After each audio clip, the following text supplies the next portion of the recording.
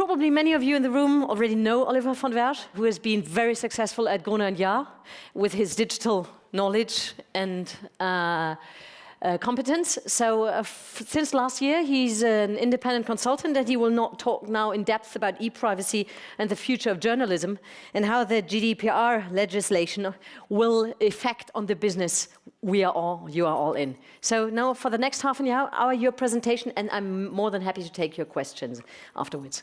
Oliver, your stage. So what could be worse than speaking in the parallel slot to the New York Times and have the last slot before drinks? Even worse is that I'm talking about the e-privacy regulation. So I hope to make it as entertaining as it could be if you talk about a subject like that. Because in fact, what you all have heard, it is not entertaining at all what the regulators have compiled there. And what I want to do is in the next 30 minutes or so to sum up what basically which kind of research we have conducted inside a group amongst German publishers, a study which we have compiled with VDZ, which is the German Publishers Association, as you know. The results have been published already a couple of weeks ago, and here is one major event to present the results. And what I want to do around it is to give you a few insights on what GDPR and e-privacy have in common and what GDPR and e-privacy don't have in common. Because basically, and that is my introduction, if you read through articles in our press, in our B2B media-related press, I think almost 50% of the articles mix it up, basically. The e-privacy regulation, which is under discussion in Brussels right now these days, and which will be, as we hear, be under discussion for a couple of months, if not years, is something completely different from GDPR. And that basic understanding is the, so to speak, the introduction to my talk. GDPR is, you probably, so please raise your hands, who has an internal GDPR compliance project right now these days?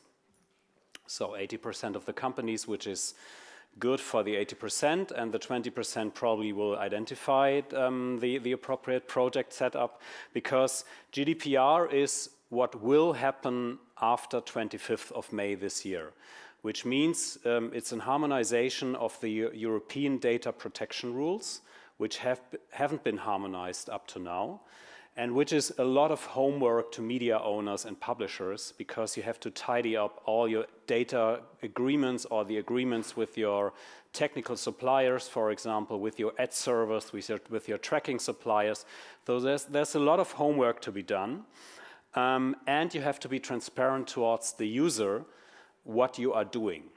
So where are you tracking the user? Where are you collecting the data? Where are you storing the data, the user data in your system? So that is around GDPR. But GDPR is a piece of regulation where most people believe, including me, it's a quite balanced regulation. So the economic interest of the publishing industry and media owners and also other companies who collect data on the one hand, and the interests of privacy and the consumer and also activists around privacy and data security are kind of balanced.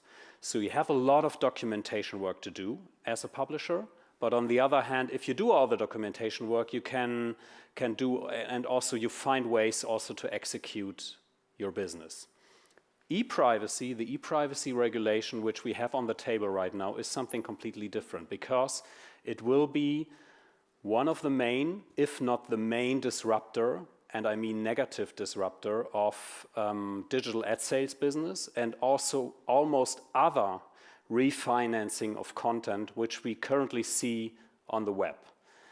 And that is the difference. So GDPR is balanced. E-privacy, the regulation which we have on the table and which the European Parliament and the European Commission have confirmed, will disrupt our industry and will significantly tackle also smaller publishers and mid-sized publishers, and will foster market concentration towards bigger publishers probably, but very likely and more likely also towards the big platforms. So that differentiation, I think, is important to keep in mind. There are a lot of projects ongoing around GDPR these days. A lot of consultants earn money from that because there's a lot of work to do. But in the end, if you do the work, you're fine about your business. If you look into the ePrivacy, and that's what I'm talking about up to now, it's, well, basically something after the speech where you need drinks because it's a collection of bad news, how the law will function. So the second myth, so to speak, or the second thesis I want to carry around is that ePrivacy will not improve transparency. So as we see the regulation right now, we have three main aspects of the regulation which are under discussion. The first one is that the browser manufacturer will be kind of gatekeeper around privacy towards the user. So the browser manufacturers will be forced, if the ePrivacy regulation comes through, to update the browser, and the update will contain a privacy by default mode. So no cookie and no tracking pixel will go through. And you have to convince the user that he deactivates the privacy mode. What we will see in consequence, and as mentioned, our study in Germany, which we have carried out, contained the 20 largest news publishers which we have. So all down the list. We have a coverage, I will mention it later, we had a coverage in the direction of 70 up to 80% of the German market in our study present, so in interviews and also in questionnaires. And all of the publishers said, basically what you will see is a new generation and even more walled gardens. You will see pop-up banners talking to the consumer about giving access to data, and not only one user communication. You will see single opt-in, opt-out requests for every single service which is on the website. So the ePrivacy regulation as it is right now will lead to a web which you probably can't use anymore. And it definitely won't lead to more transparency, what the legislators have intended or are intending to achieve. The third aspect is everybody's saying this, or many people are saying, like, ePrivacy is, well, something has to be changed about advertising. The advertising landscape, the technical delivery of online advertising is so overcrowded with tracking and delivery and redirects and all this stuff, and it's intransparent. And it's a good point of time to tidy this up, which is, by the way, a fair point. So the advertising industry has issues, and there are, and if you look at a normal website, 700 tracking pixels are not at all something you want to have, and not at all useful, by the way, also for the companies who are in the value chain. And if you type in, for example, The Guardian into a tracking analysis tool such as Cookiepedia, which is a nice project from the UK, if you don't know it, Cookiepedia, you Google it, Cookiepedia, you can type in your website domain there and get a list of the trackers which are active in your website. If you type in The Guardian there, it comes around to 14,000 tracking pixels. So there is something wrong, definitely. Nobody can process data which has that amount, 14,000 tracking pixels. No machine is capable, and by the way, it doesn't make sense to have 14,000 tracking pixels. Maybe not even 200 makes sense. So there is something wrong. So that's why many people in this discussion, which is very controversial these days, think, well, it's well-deserved that the advertising industry gets this regulation. But what I want to point out is that this regulation, as we see it right now, will have substantially negative impact on all digital businesses. So paid content is not the way out, because if you want to acquire users for paid content, you have to identify them and you have to communicate to them in marketing channels. For communicating to them in marketing channels, you have to use tracking, more or less. At least the basic tracking would be nice, because otherwise you waste your money. You have to, for example, do increased email marketing. For email marketing, usually you also use tracking. The most newsrooms these days work with tools which are related to data. We heard a lot about that on the 2 stages throughout the day. So the amount of data which is available to the newsrooms due to the ePrivacy regulation will decrease significantly, because many things the journalists are doing right now is not in the law anymore without the explicit consent of the user. So what I want to point out is it's not only about advertising, it's about paid content, it's about e-commerce and the conversion of e-commerce in various channels. It's about the technical capability of steering out online journalism towards the right target groups. It's about reach measurement. So that is all in the game, and that is all on the table for this regulation. So in the end, the world would look different, or will look different, if this regulation comes through, where we compiled this study because we want to put it on the table for lobbyists and politicians to explain what is the background and what is suffering our business and what is the impact, but not by means of only drastic scenarios, but also by means of really detailed descriptions of what is ongoing. Because I think if you I don't know what your perception and your impression of the politicians who are trying to tackle and to handle digital things are right now. I think if we look at the digital regulations which we have on the table right now, and I'm coming from Germany, we have a very impressive law called Netzwerkdurchsetzungsgesetz, which is trying to regulate Twitter and Facebook and all the other platforms by means of fake news and hate speech, which in general is a good thing, but on the other hand, as the law is right now, is a failure in regulation because it's not handleable. And what we see with ePrivacy as well is that the politicians, the political area is trying to regulate the digital world in a way which is containing a lack of understanding of what the digital world in fact is doing.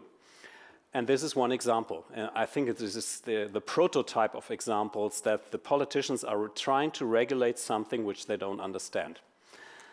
So what we did, and now I am talking about the VDZ study, is that we wanted to try to analyze the business relevance of the ePrivacy regulation. So meaning real business, real figures. What are the estimations? How many euros, which turnover will get lost if the ePrivacy regulation, as it is right now on the table, will go through?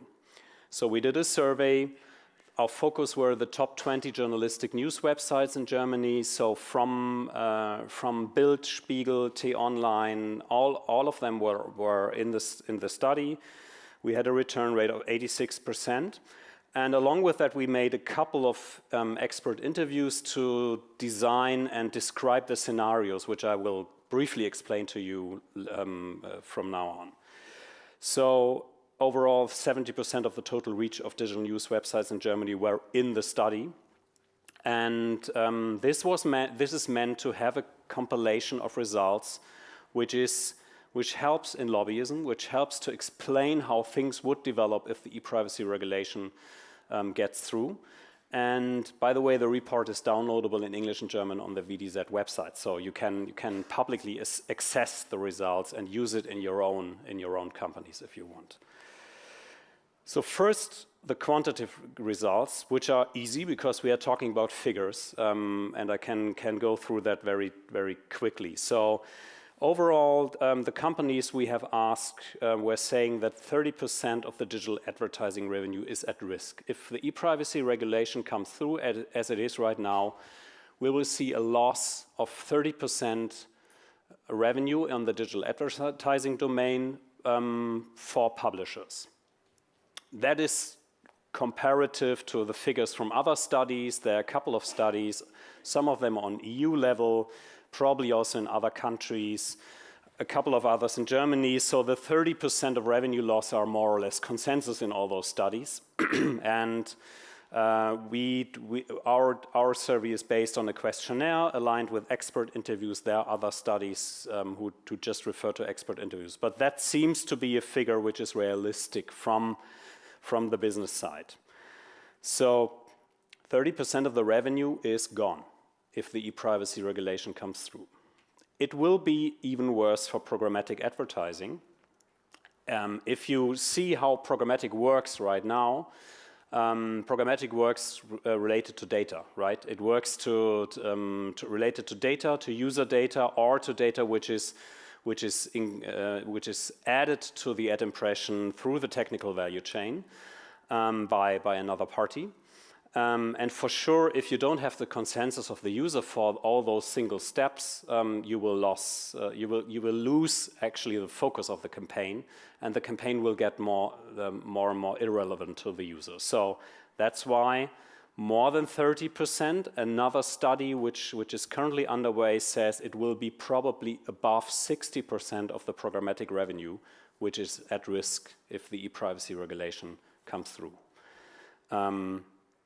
And we are not talking about 5 million euros here, that's for sure. We are talking about a 9th-digit number alone for Germany, which is at risk. I refer to that in a second. Maybe surprisingly, but on the other hand, maybe not so surprising. Native advertising is not stable. It will lose as well if the ePrivacy regulation comes through, but it will lose less. That's probably because, and we refer to that in the expert interviews later, is that native advertising these days, if you're talking about advertorials, e-booklets, sponsored posts, sponsor stories, they are not that largely in the programmatic and the data-driven domain yet. So it's a more or less new product, at least in the European markets and also in the German market. It's there for a couple of years, but not for 10 years. And maybe that's why the decision makers answer that, so the majority thinks that maybe less than 5% of the revenue will be at risk. It's not a way out because we are talking about a loss of revenue, but it will suffer not in a dramatic way as programmatic revenue, for example. So we thought when we were starting the study, well, let's ask about the alternative revenue channels, because if advertising is gone, e-commerce and paid content is a way out. Unfortunately, it isn't a way out. So e-commerce revenue will become less relevant because e-commerce, as you all know, e-commerce is based on tracking and is based on identifying the user in the right channel and steering the right message to him. And by the way, we also asked the CEOs of the companies we have interviewed about who will take profit, which platforms will get profit out of that. And it was more or less on an eye level were Facebook and Amazon. So Facebook on the content side probably, and Amazon on the e-commerce side, because there we are talking about e-commerce will still succeed under the ePrivacy regulated world if you have a huge amount of logged-in users. And if you look at your own shops these days, think about the checkout processes. Many shops publishers have these days are not per default referring to registered users or to logged-in users. So the checkout process is technically possible just without registering, and you can buy something without having an account or without being logged in. And in the future, you will not be able to track the users anymore. So that is no way out, and paid content, which is rising in Germany, so which has increasing economic relevance, that will be stopped more or less by the ePrivacy regulation. Why this? Because you acquire users in different channels, you address them, you are trying to convert users you meet in Facebook and you meet and also in Google. So the big platforms are opening their gates to external subscription generation, but this will be suffering if you're not able to track the users. So also we are talking about a loss of revenue. We are not talking about a gain of revenue. So overall, we made an estimation then, because if you want to go into the press with that, you have to put a concrete figure on that, and our figure was like, we assume that at least 300 million euros net per year will be going away if the ePrivacy in Germany, in the publishing industry, if the ePrivacy regulation will be finalized as it is on the table right now. So that is somewhere, that is 30%, but many companies said it will be even higher. And you can calculate by yourself what that means by jobs. So that this will also, by means of employees heavily putting the publishing industry into a crisis. So that is the quantitative aspect of the study. We, by the way, when we published this, we received, I think, so very intense press coverage. So more than 80 mentions in German and European and also global press. As you know, in Germany we have a new Minister of State who is taking care of digital. We will see how she will succeed. But at least in her first interview, she mentioned that the ePrivacy regulation is false, which is a good news, because everything which helps in the process, in the decision-making process, which is now underway, which helps to put the ePrivacy regulation in a more balanced way is a good thing, because otherwise, if it stays like it is right now, many jobs will be gone, much revenue will be gone to other channels. So to be more qualitative and more in scenarios, so that was also one aspect of the study we wanted to conduct. Not to only have figures on the table, but also think to explain to the public and to explain to politicians and to explain to the interested audiences what will happen qualitatively. So what will happen to the websites? How will the web look like if the ePrivacy regulation comes? Because right now, I think many decision makers and also the data activists think if ePrivacy comes, we reload the internet. Everything will be good. Everything will be transparent. Google and Facebook will suffer. And in the end, the good, clean publishing will be fine. The bad news is, so basically, and I have a couple of key messages here, the user experience for customers will permanently deteriorate due to the amount of opt-in requests and logins, and all around the place you will see personalized messages who request you to give your data, and not only one, but you will see, and that was the description of the decision makers, you will see hundreds of them. The user will see hundreds of messages requesting them to give them data and to give access to data and to give an opt-in for the various services. And this will also be necessary, for example, for simple services like reach measurement. We're not talking about tracking in the advertising world only. You will need consent for everything which is related to any kind of personalized delivery of content. So reach measuring is in the game as well.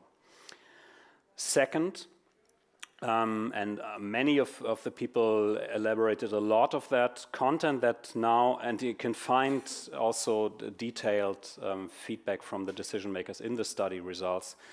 Content that up to now was freely accessible will disappear behind login systems and walled gardens. So the ePrivacy regulated world, if it comes like it is written down right now, will be behind a walled garden. Because otherwise the business can't happen anymore. And the advantage, for example, of players like Facebook is that they always train their users to do everything behind the walled garden. That's why the decision makers say, well, probably Facebook is winning a bit more than Google, because Google has also trained their users to get behind walled gardens, but many usage of Google services is not 100% behind the walled garden. 100% of the usage of Facebook is behind the walled garden, so that's why Facebook is probably profiting more than Google, according to the decision makers.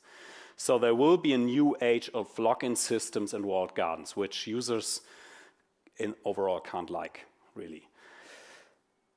The journalistic diversity and quality of content on the net will decline. Why that? Because you will, all suppliers of journalistic content and also all suppliers of websites, they have to invest heavily in technical platforms, in platforms convincing users of giving their opt-in to services or to tracking or to cookies or to reach measurement.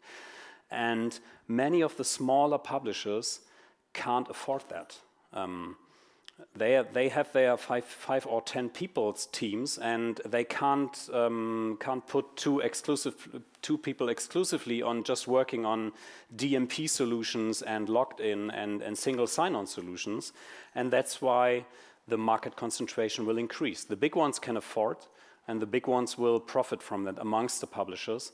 And smaller and special interest publishers will probably suffer from that if they haven't tidied up their data sources up to now not well, which, by the way, many publishers have on the priority list, but not very high on the priority list. Next, for users, digital advertising will become less relevant, and I think that is self-explaining, because right now everybody is annoyed by retargeting for sure.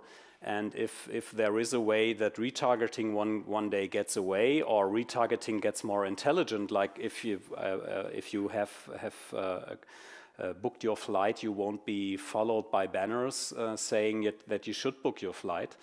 But on the other hand, if you base retargeting and also other advertising formats on the personal preferences according to the surfing behavior of the users, it is not deniable that this is relevant advertising. So the advertising you will see will be not relevant to the individual user anymore, because the technical suppliers and also the advertisers will not be able to get the explicit consent of the user for every single tracking and data enrichment task which they are doing.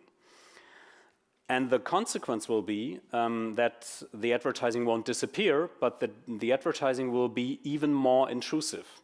Because if you don't get next to the user by personalizing the ad, you get next to the user by being more intrusive and providing him large format advertising to reach the attention. Next. There is no way out, I explained that, so the impact on the potential for refinancing content through other channels, such as e-commerce and subscription sales, will be negative. And also, especially paid content is no way out. The breakthrough will be prevented from the ePrivacy regulation, because paid content is not a symbol like you put a paywall on your website, you all know that, and then the user automatically subscribes. You have to convince him.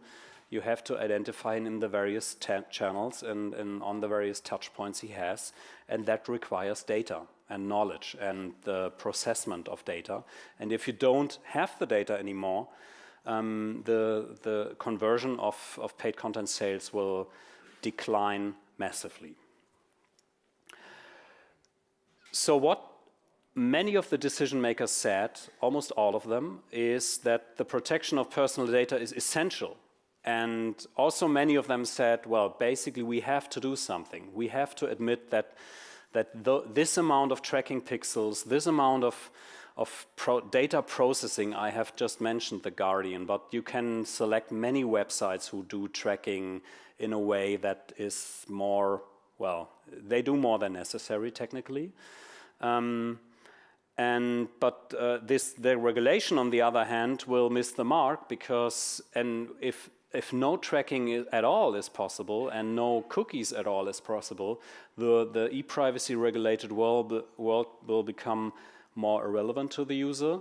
There will be no personalization of content anymore. You can't steer the newsrooms anymore because there's no data available, or in most cases there's no data available, and advertising will become less relevant.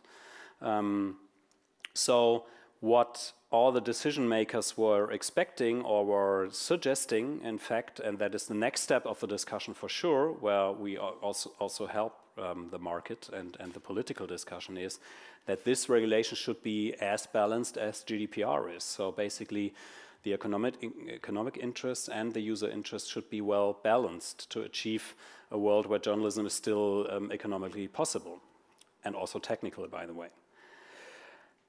And last message, so the market dominance of the big platforms will increase significantly once again. So basically, because if you have logins, if the users are trained to log in every day, you don't need, there is no massive need for a change.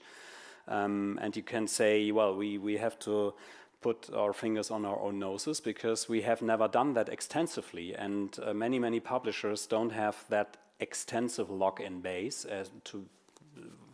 if you're honest to yourself.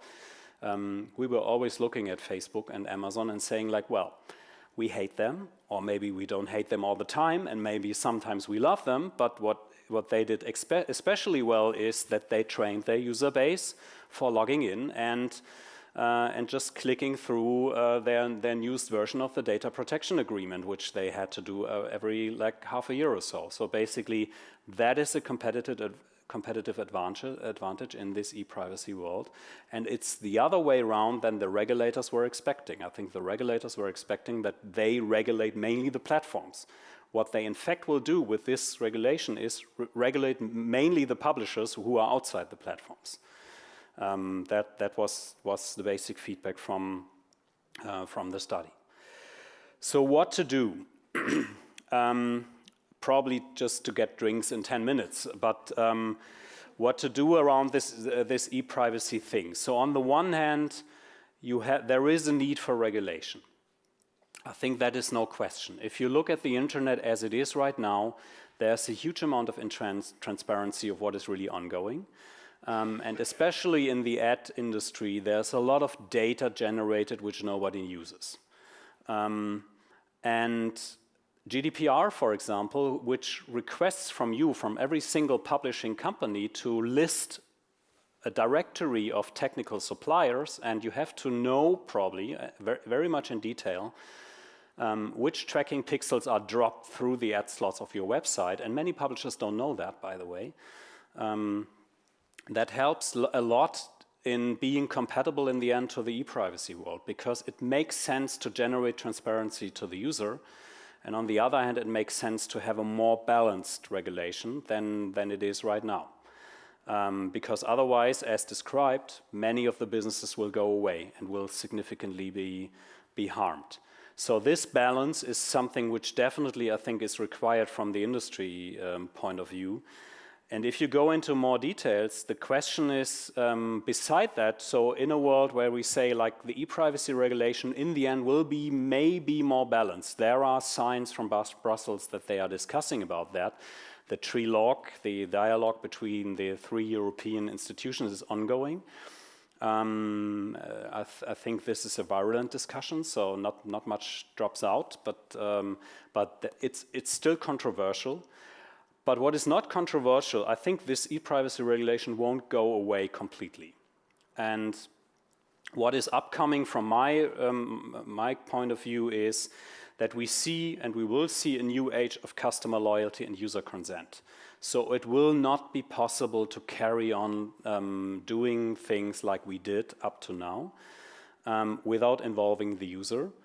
And on the other hand, the publisher who is capable of getting consent from the user and getting convincing messages towards the user has a very good position to have a good to be still in the e-privacy regulated world if another regulation comes in or the regulation will be changed. So no way out. So it makes sense to think about how to gain customer loyalty, how to convince users to get into logins, how to convert users who are not logged in into logged-in users, because the logged-in user has a higher value in the end, and to think about which other messages we all have to the user rather than force, because force is no convincing message. And this will anyway how the ePrivacy regulation will be changed, or maybe it will be delayed for some years, it makes sense to talk about and think about this. And in detail, what I encounter a lot in customer meetings and in customer projects these days is to gain some basic understanding inside the publishing organization. So without user consent in the future, there will be no business. And publishers always have been great in obtaining user consent. They maybe a bit forgot about the online world for a couple of years, and the advertiser side and the agency side, they did that for them, and Google and Facebook did that for them as well. And now is the point of time to think about how to get user consent. What's the strategic approach to that? What are the value-added services you want to provide to the users to get the consent from him? Data ownership, as we all know, probably half of every consultant slides on the planet contain messages like that. Data ownership is your future, but I think not only ePrivacy and also not only GDPR, but that is key to create customer loyalty and to create a user base which is coming back for reasons. And to get consent from them and opt-ins from them is the oil for the next steps also in ePrivacy regulated world. And the last point is take this boring GDPR serious. It has to be done, and I know, and you all know that many of the points to do there are so boring. It's so annoying to describe all the services and to compile documents like hell. But just lock your strategic head into those projects and let your data security managers report you on that. There are various strategic aspects. So the company who executes this well and says like, well, we know where our data is, we know where our data security and privacy risks are for the future, and we know what we have to do about that. We know that we want to go for a data lake approach, or we want to go for a centralized DMP approach, or we want to hook up to a central login platform, if any. If you take GDPR, if you look at it from a strategic perspective, that will be also the first step into a competitive advantage for publishers. And it's not only damn boring homework, it's also something which makes sense for the future. So thanks for the attention, and I think we have 2 minutes for questions before drinks. Exactly, before drinks. Thank you very much, Oliver. Ooh. Big piece of dry beef at the end of the day. Okay, but with some hope in the game. Any question of you? You're chewing on now the question which drink is to follow. Maybe it's a total silly question at the end of the day, but if just related to the last slide, talking about the relationship with the reader and with the audience outside, is that also a new chance to establish trust?